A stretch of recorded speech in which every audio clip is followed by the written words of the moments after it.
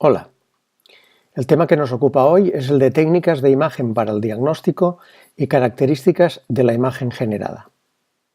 En él vamos a abordar el estudio de los distintos equipos y técnicas utilizadas para obtener imágenes que hoy por hoy se están utilizando en los distintos servicios de imagen diagnóstica. Empezaremos por estudiar aquellos equipos que utilizan como fuente energética los rayos X. Seguiremos con aquellos que utilizan como fuente energética un campo magnético. Ya veremos que se trata de la resonancia magnética. Posteriormente estudiaremos como fuente energética y de los equipos los ultrasonidos, tratándose en este caso de la ecografía o ultrasonografía.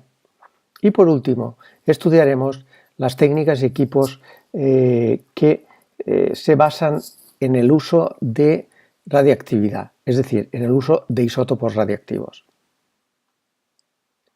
Röntgen, a final de 1800, específicamente en 1895, en el mes de noviembre, de forma casual descubrió los rayos X mientras investigaba las características y propiedades de los rayos catódicos en su laboratorio en Alemania, en la universidad. A partir de entonces, pudieron apreciar muchas de las propiedades y características que hoy en día siguen tan vigentes como entonces relativas a las propiedades de los rayos X. No debemos olvidar que los rayos X no están exentos de efectos secundarios cuando inciden sobre los seres vivos. Por tanto, hay que trabajar con seguridad. Es muy importante la protección radiológica. Abordemos primero todos aquellos equipos y técnicas cuyo fundamento se basa en el uso de la radiación X. En todos ellos debe existir un generador, es decir, un tubo que produzca la radiación X. Normalmente es un tubo de vidrio resistente al calor, en cuyo interior se ha hecho el vacío y en el cual se ubican dos polos, un cátodo y un ánodo, entre los cuales va a discurrir unas partículas atómicas, como son los electrones, y que van a desplazarse desde el cátodo hasta el ánodo. Cuando estos electrones chocan con el ánodo, interaccionan con el material del mismo, que normalmente es tungsteno, y producto de esta interacción se generan los rayos X.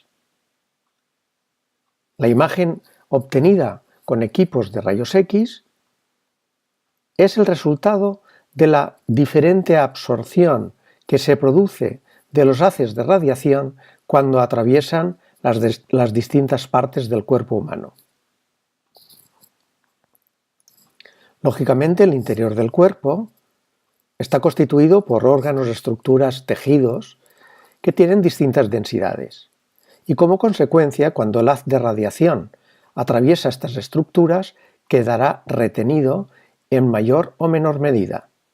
Aquellos órganos, estructuras que absorban más los rayos X, digamos que incidirán con menor energía sobre el receptor de imagen, que puede ser bien una película radiográfica o bien un detector de radiación en el caso de la radiología digital. Por tanto, nosotros obtendremos una imagen con distintas densidades que van del blanco brillante hasta el negro, dependiendo, claro está, del nivel de absorción que se haya producido dentro del órgano en cuestión y, por tanto, dentro del cuerpo humano. Básicamente, podemos distinguir tres densidades radiológicas en función de, digamos, el tipo de tejido que se expone a la radiación. En primer lugar, podemos hablar de densidad aire. La densidad aire es la menos, digamos, la de menor valor y por tanto detiene poco los rayos X. Al incidir con gran energía sobre el receptor de imagen, cuando éste se procesa, nos dará una imagen de tonalidades negras.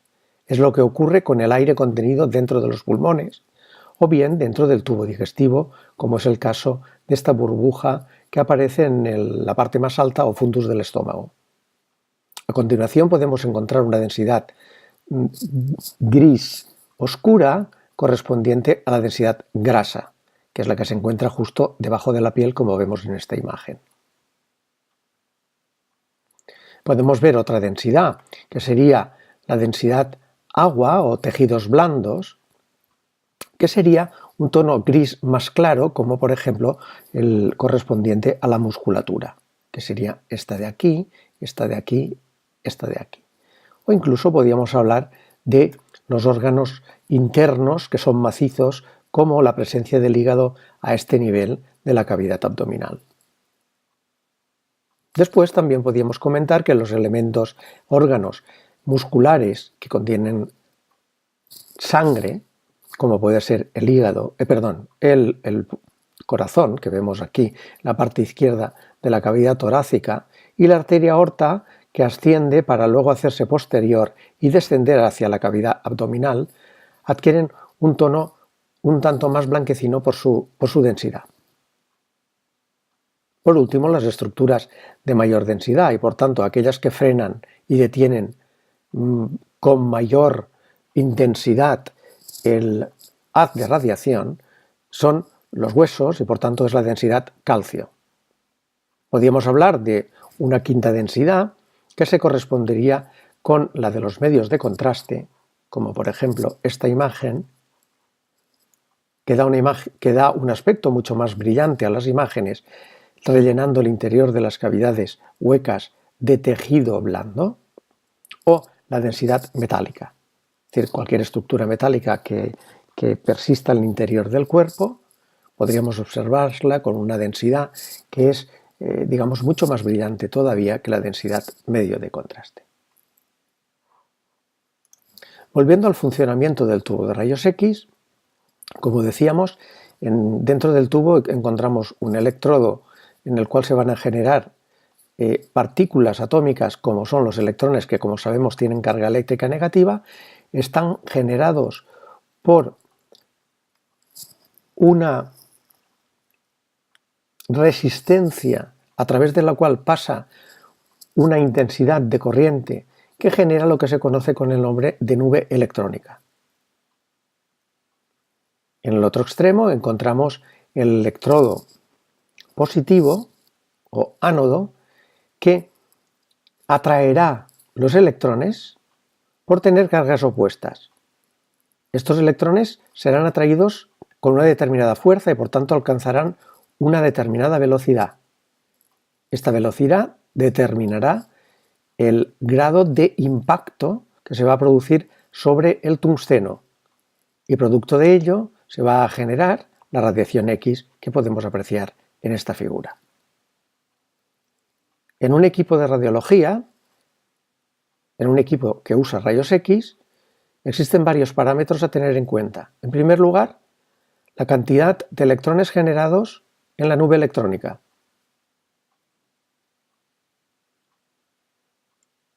Representan la intensidad o cantidad de radiación X que se va a producir.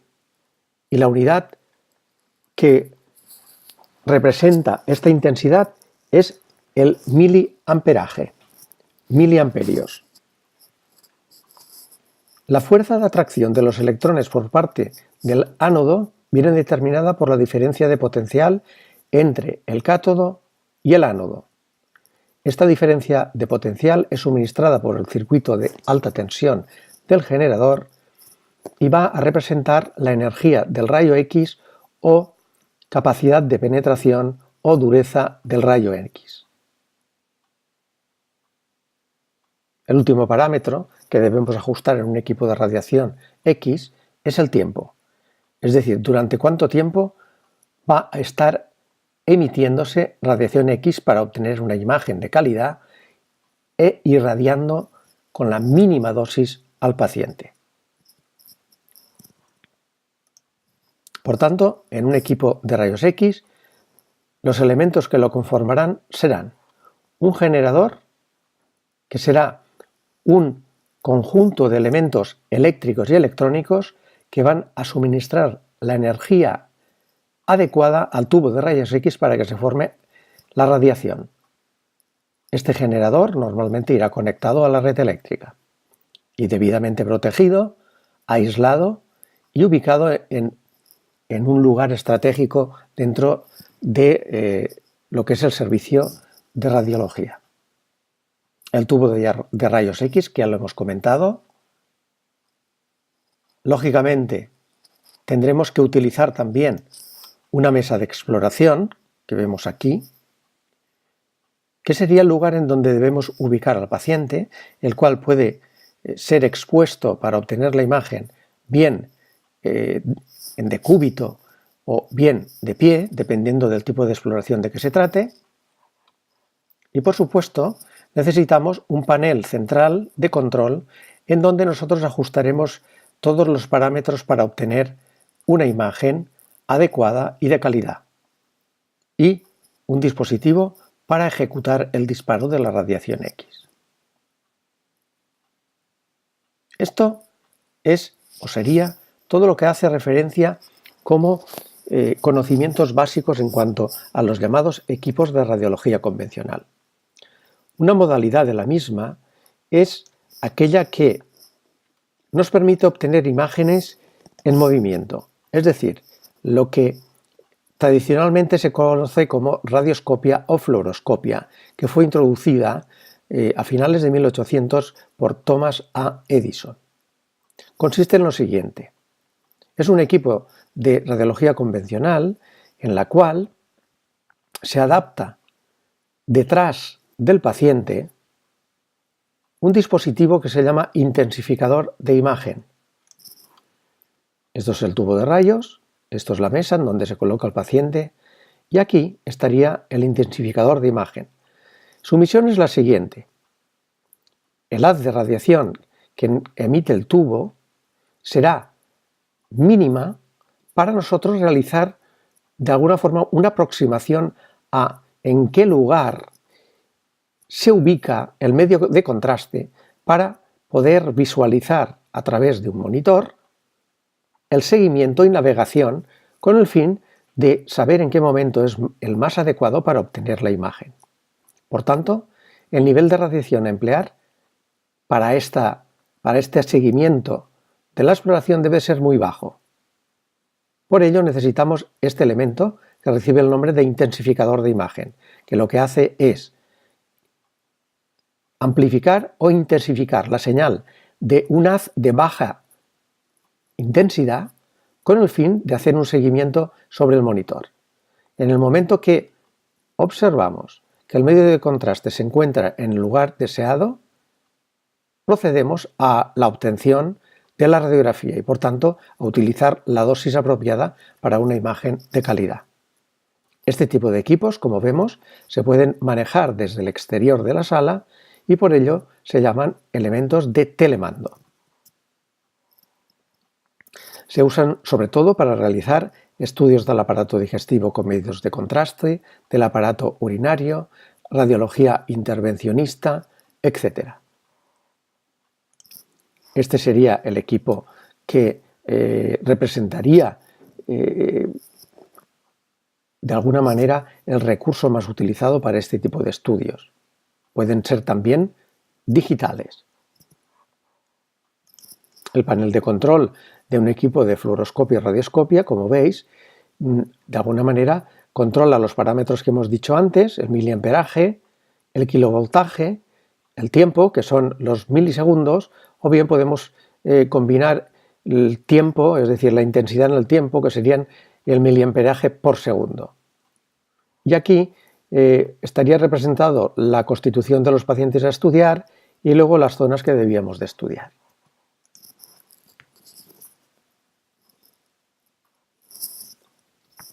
En otros casos, podemos utilizar un dispositivo también de fluoroscopia y radioscopia que tienen esta forma particular que se llama arcos. Son los que se utilizan sobre todo en técnicas de radiología intervencionista y en estudios hemodinámicos en cardiología para introducción de catéteres en el diagnóstico y en el tratamiento de patologías cardiovasculares.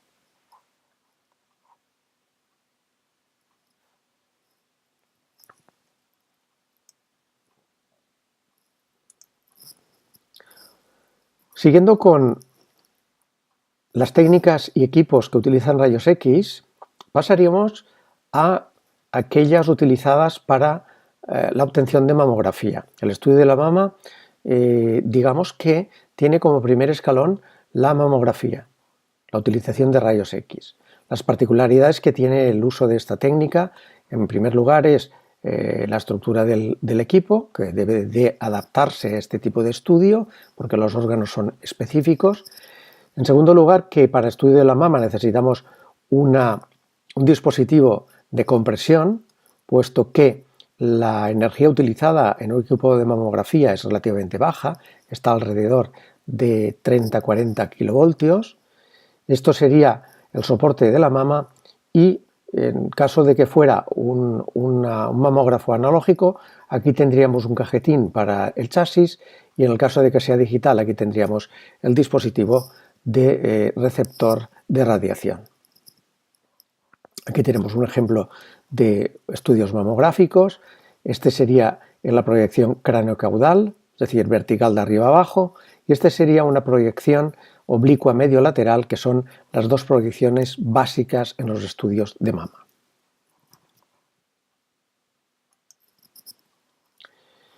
Otra de las técnicas que hoy no se utiliza es la tomografía lineal o geométrica, que tenía por objetivo el obtener una imagen de una estructura profunda del cuerpo, digamos, aplicando cierta nitidez sobre dicha estructura y al mismo tiempo haciendo borrosas las estructuras que había por encima o por debajo de la misma. Esto se obtenía gracias a un movimiento del tubo y del chasis con respecto al punto central u órgano que queríamos analizar con detalle.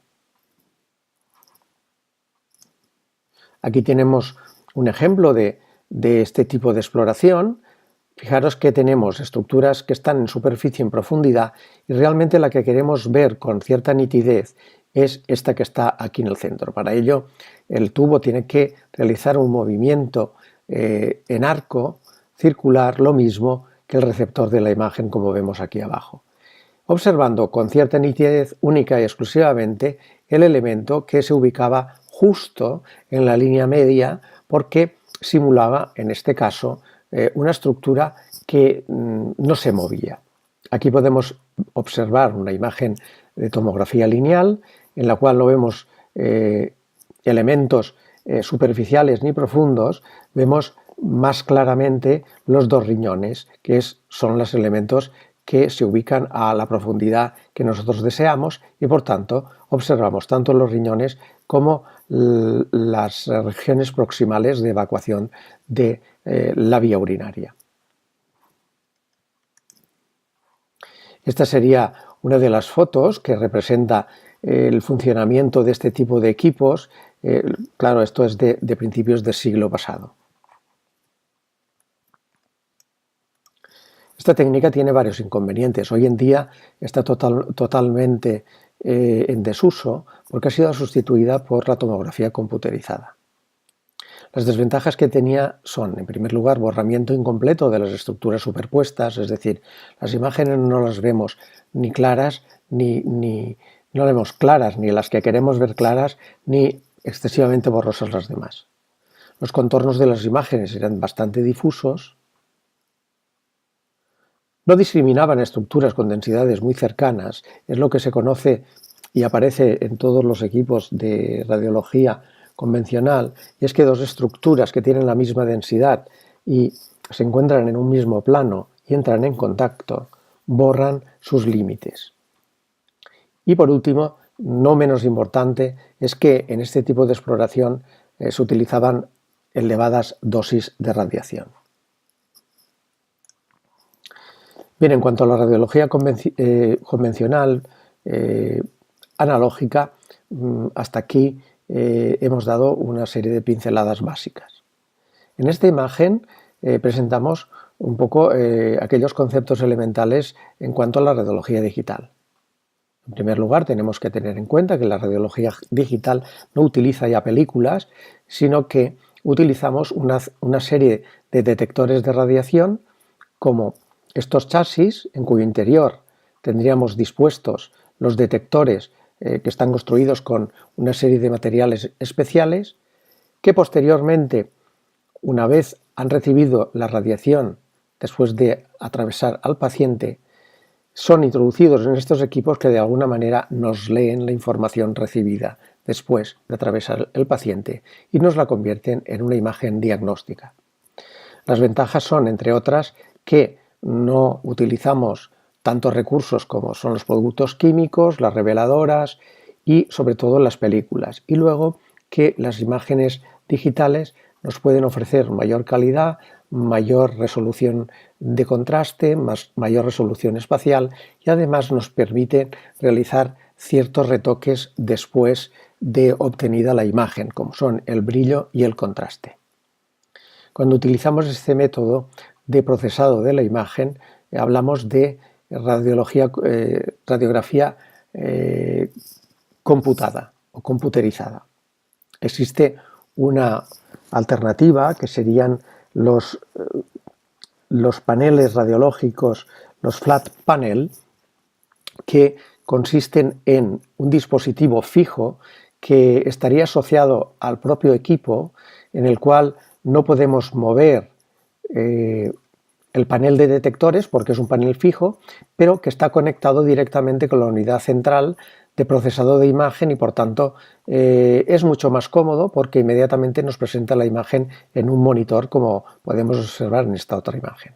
Fijaros que todas las imágenes se almacenarían en formato digital y por tanto ahorraríamos mucho espacio.